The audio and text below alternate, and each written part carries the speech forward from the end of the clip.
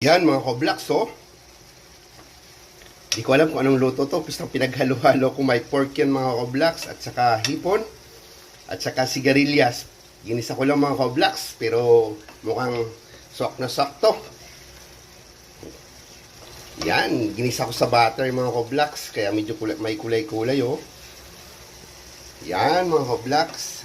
Ox na to. Kasi yung anak ko din kumakain ng hipon. O, nilagyan ko ng konting baboy mga koblaks. Kaya may konting baboy yan na konti lang. Ayan na. At saka sigarilyas na konti rin.